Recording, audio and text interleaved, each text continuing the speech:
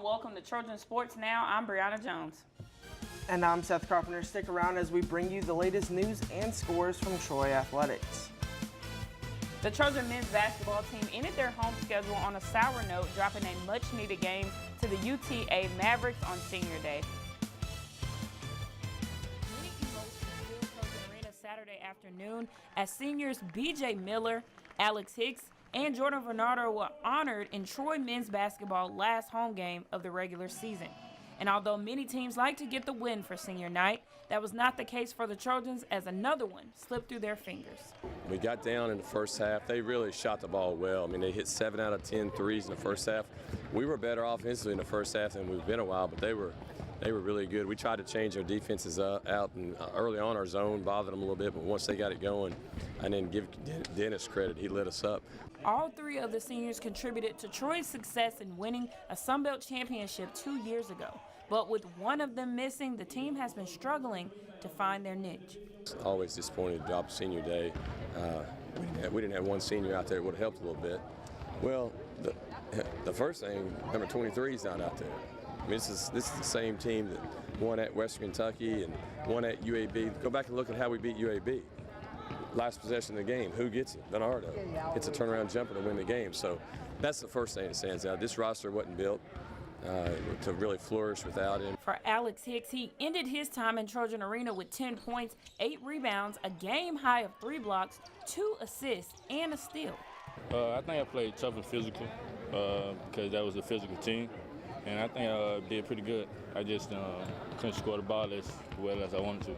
We still fighting. We're going to fight to the last heartbeat, and we just going to try to win these next 2 games. The next 2 games will be critical for Troy to win in securing at least 10th seed for the Sun Belt tournament in New Orleans. Trojan women's basketball team chances for a top 2 seed in the conference tournament decreased on Saturday as they lost to the main team they needed to beat to get there in UT Arlington. Troy lost to the top team in the conference on Saturday, 88-65 in Arlington.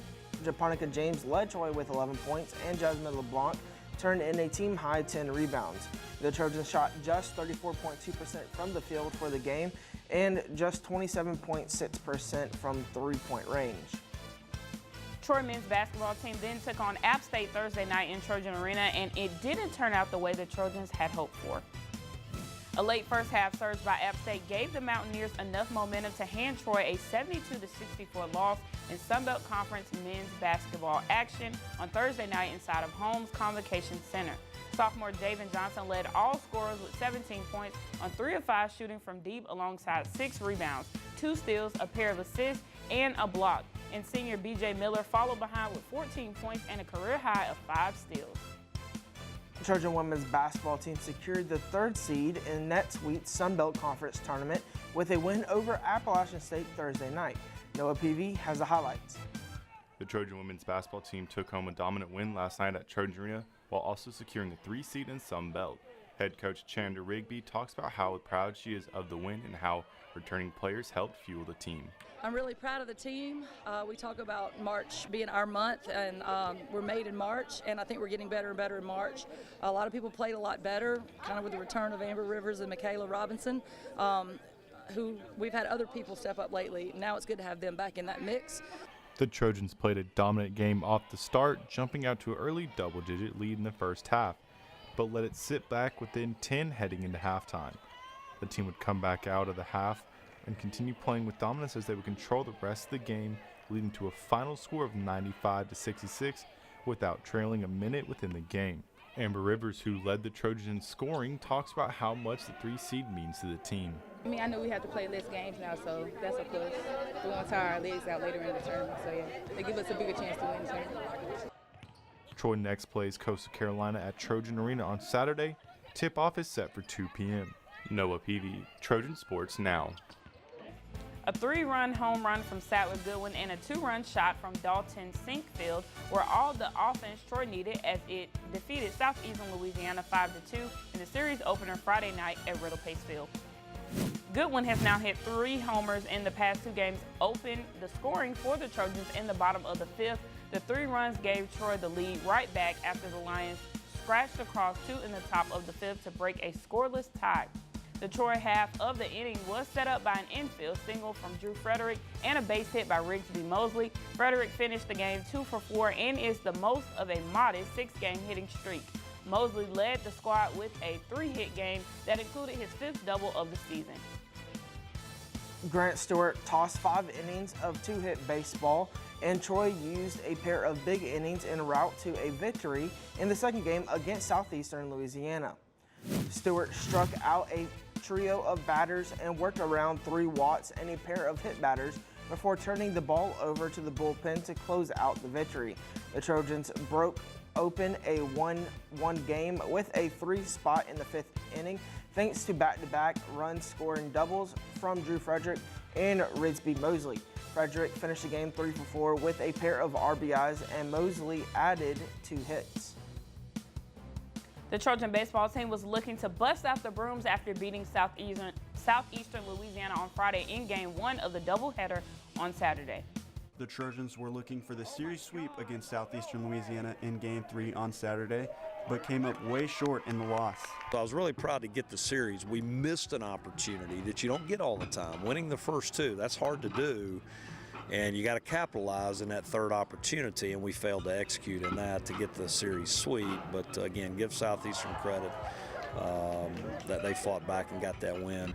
Despite 11 walks and 16 hits in a 19-4 loss to Southeastern Louisiana, Troy still managed to take the series 2-1. We had several guys struggle to throw strikes, and that's a concern. We've got to get more guys that can go in the ball game and throw strikes and give us a chance. So, you know, in some respects, getting your tail beat, you know, it's kind of a just flush it and move on. The Trojans had to move the lineup around throughout the weekend due to sickness. We had some flu run the team. We had 4 guys out Friday. We had all of them were kind of back today, but they were not ready to play in. So we were a little shorthanded, but I mean, it's just part of it.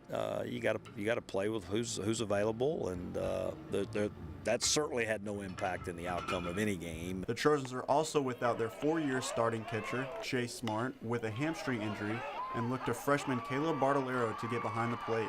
Caleb had a great weekend, man. He got picked up hits, he drove in runs, he did a great job behind the plate, so there was no drop-off whatsoever. I'm really proud of him as a freshman, stepping in there and keeping it moving forward, which you expect your backup players to do. Caleb's a good player, and you know, I'll probably try to get him back there as much as I can. The Trojans look to bounce back on Tuesday when they take on Tennessee, who leads the country in lowest ERA. Nick Brooks, Troy, Trojan Vision Sports. Tennessee would remain undefeated with an 11-2 victory over Troy in the 2019 Hoover Classic at the Hoover Metropolitan Stadium Tuesday night in a midweek non-conference action. The 21st ranked Volunteers remained one of the 4 unbeaten teams in Division I college baseball this season, thanks in part to 7 unanswered runs in the 6th and 7th innings. Luke Lapushis drove in 3 runs in the ballgame to lead UT as a part of a 2-for-3 day. Troy responded with a 2-run second inning from the Vols with a 2-run inning of its own, cracking the scoreboard on a RBI single from Austin Garfalo, who the Trojans then loaded the bases for Manning Early, who was robbed of a base hit by a diving snag in left center, but picked up an RBI in the process on the sac fly. Troy's powerful offense recorded 22 hits to lead the Trojans to a pair of wins Friday afternoon at Eddie C. Moore Field. Leanna Johnson scattered just 3 hits with 6 strikeouts in 6 innings of work to shut out Furman. Brooke Eccles solidified the win for Troy with a long ball to left field to add 3 more runs to the board in the 3rd inning. Before Brooke Eccles' home run, Talia Truitt scored on a fielder's choice by Katie Lively. In the second game of that doubleheader, Troy took on Binghamton. Troy had 2 3-run innings to power them past Binghamton in the afternoon game. In the top of the second, a hit by pitch and 4 walks scored the first 2 of Troy's 3 runs. Katie Webb capped off the rally with a single through the left side to score the 3rd run of the inning, and that would all but seal it for the Trojans as they would go on to win 6-3. Troy would unfortunately go on to lose to South Carolina that same weekend. In the top of the third inning, Lauren Stewart hit a grand slam to power South Carolina over Troy. Brooke Eccles answered with her second home run of the season in the bottom of the fourth to put the Trojans on the board. The homer was Troy's lone run of the game until the bottom of the sixth when Stephanie Snyder hit a double to score.